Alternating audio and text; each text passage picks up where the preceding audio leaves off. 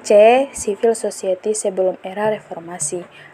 Gambaran perkembangan civil society di Indonesia sebenarnya sudah dimulai pada saat munculnya Budi Utomo 1908. Pada saat kaum priai Jawa membentuk asosiasi sosial, kemudian civil society menemukan zaman kejayaannya pada saat sesudah merdeka yang dikenal dengan zaman demokrasi parlementer. Sayang bahwa kejayaan itu mengalami kemunduran dengan munculnya demokrasi terpimpinnya di bawah Soekarno. Pada zaman itu, Soekarno menggunakan cara mobilisasi massa untuk menggalang legitimasi dan memberi cap kontra-revolusioner bagi para pengkritiknya. Hikmam 1996, Kutut Suwondo 2005. Selanjutnya, dalam tulisannya tentang civil society dan upaya demokrasi, Kutut Suwondo 2005 menyatakan bahwa pada masa Orde Baru sampai pertengahan 1990-an, civil society tidak mengalami perkembangan yang berarti.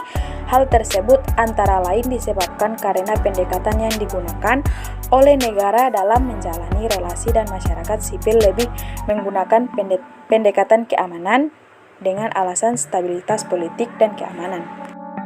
Civil society, selain itu, pendekatan keamanan tersebut mengakibatkan terbitnya berbagai regulasi yang bersifat represif, yang pada gilirannya menyebabkan ketidakberdayaan civil society.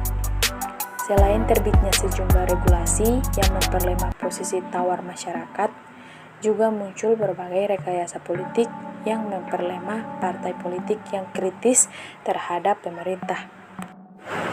Lemahnya perkembangan civil society pada periode di atas selain disebabkan oleh munculnya sejumlah peraturan dan tindakan yang bersifat menekan tersebut, menurut Hikmam 1998, Kutut Suwondo 2005 juga disebabkan oleh beberapa hal lain, yaitu 1. Tidak adanya kelas menengah yang independen. 2. Lemahnya LSM dalam memperdayakan civil society karena ketergantungannya yang besar terhadap sumber dari luar.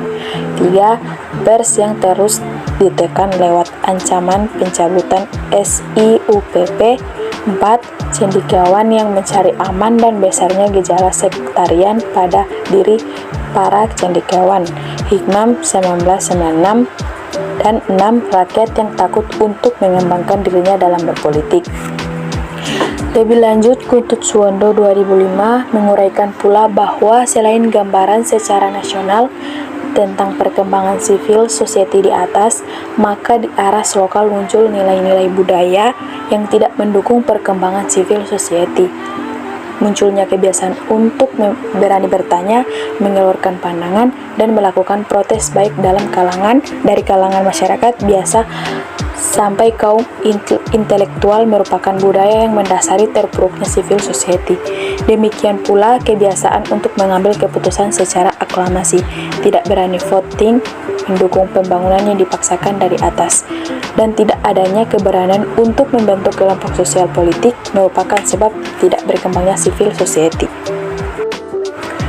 Dengan demikian, maka perkembangan civil society di Indonesia pada akhir-akhir ini lebih menitik beratkan, kalau tidak mau disebut sebagai menganggungkan, pada aspek kebebasan individu atau kebebasan kelompok yang celakanya lebih mendasarkan diri pada ikatan-ikatan primordial, kedaerahan kesamaan suku, agama, dan daerah. Sedangkan aspek lain dari civil society yang pada saat ini justru sangat diperlukan, yaitu aspek solidaritas, inklusivitas, kepatuhan kepada hukum justru diabaikan. Berdasarkan kenyataan ini, apabila perkembangan civil society akan terus berjalan pada jalur yang salah, maka dapat dibayangkan akhir dari proses reformasi yang justru pada saat ini mulai dipertanyakan. Kutut Suwondo 2005.